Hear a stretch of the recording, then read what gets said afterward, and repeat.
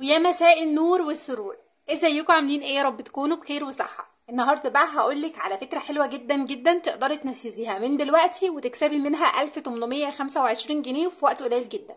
تابعوا الفيديو، ما تنسونيش باللايك والاشتراك في القناه، واكتبوا لي كومنت حلو، وكمان حضروا 5 جنيه بس وتعالوا اقعدوا اسمعوا الفيديو ده لانه مهم جدا. هخليكي من 5 جنيه بس تحوشي 1825 جنيه في مده مش هتتخيليها. تعالي نقول بسم الله ونبدا الفيديو. اول حاجه كده هبدا بيها معاكم وهي ال5 جنيه اللي احنا اتفقنا عليها. ال5 جنيه دي ازاي نقدر نطلع منها 1825 جنيه؟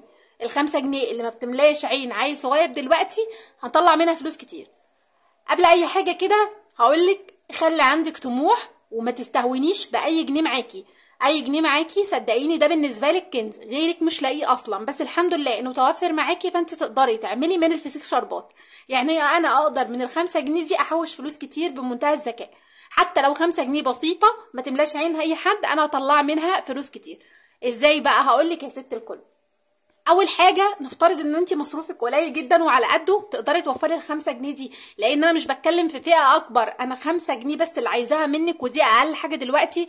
وصدقيني هي ما تشتريش اي حاجه بالنسبه لناس كتير، ولكن لازم تكون متوفره معاكي كل يوم. انا عايزه منك 5 جنيه كل يوم لمده شهر. هيبقى معاكي كام؟ نحسب حسبتنا بقى الجميله.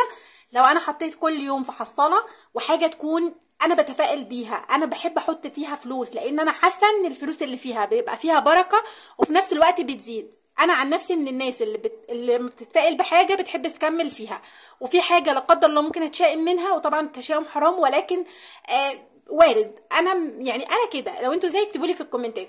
فطبعا لما بحب احوش في حاجه انا بتفائل بيها وتكون وشها حلو عليا. فلو انت عايزه تحوشي وتستمري اعملي زي ما انا بقول لك كده. هتجيبي حاجه انت بتتفائلي بيها وهتشيلي فيها 5 جنيه كل يوم، توفريها تحت اي بند وتحت اي ظرف، ودي بتاعتك، وتقدري توفري 5 جنيه من اي حاجه ان شاء الله. لو هتقروطيها كده من مصاريف العيال اللي كل شويه هات يا ماما وهات يا ماما، فانت تقدري توفريها باي شكل. هتحطيها وتيجي بعد 30 يوم هيبقى معاكي 150 جنيه. ال 150 جنيه دول مبلغ مش كبير، ولكن في ناس بتعيش بيهم يوم كامل، وفي ناس بيبقى ميزانيتها اليوميه 50 جنيه بس على فكره. فانت بالنسبه لك ال 150 جنيه دول مش وحشين. احنا بقى هنفضل مستمرين على الحكايه دي، هنحط 5 جنيه كل يوم لمده سنه كامله، هيبقى معايا 1825 جنيه. الموضوع مش صعب. اعتبري نفسك كده ان انت بتدخري ال5 جنيه دي، بتحطيها مثلا في جمعيه، بتحطيها في اي التزام انت ملتزمه بيه. مش هتفضلي ملتزمه، لا هفضل ملتزمه ولازم اسد ولازم اكون ست شاطره وقادره ان انا اوفر. ده لو هنشيل 5 جنيه بس. ال5 جنيه مبلغ مش كبير، وان شاء الله تقدري توفريه بمنتهى البساطه. اعتبريها كده جمعيه مع نفسك بس صغننه قوي. مش احنا بندخل جمعيات يوميه؟ انت لو عملتيها، او لسه استنوا مني افكار للجمعيات اليوميه حلوه جدا نقدر نستعد بيها للمدارس ونعمل منها حاجات كتير جدا. وهقولك على افكار كمان تقدري تستعدي بيها للدراسه وتجمعي فلوس كتير في الشهرين اللي فاضلين دول باذن الله، او اللي هو احنا فاضل 8 واول كام يوم كده في 9، يعني شهر ونص يا ستي، هنقول شهر ونص. في الشهر ونص دول هتجمعوا ان شاء الله فلوس المدارس كامله باذن الله.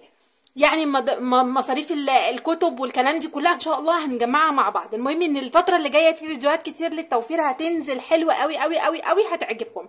وقولوا لي برضو رايكم في فكره ال5 جنيه، واوعوا تستهونوا باي جنيه معاكي. انا عارفه ناس كتير بتتريق او تدخل تقول لك 5 جنيه هتعمل ايه. لا بتعمل على فكره. كل الناس الاغنياء هم اللي حطوا ال5 على ال5 والجنيه على الجنيه وال10 على 10 عشان يعملوا الثروات اللي هم عايشين فيها. بسم الله ما شاء الله لا قوه الا بالله. ربنا يا رب يزيدنا ويزيدهم. فاوعي تستهوني باي جنيه معاكي، لان هو ده اللي هينفعك ان شاء الله يا رب. حتى لو هتحوشي كل يوم جنيه هيبقى معاكي في الشهر 30 جنيه. على فكره مبلغ مش وحش يجيبولك اي حاجه.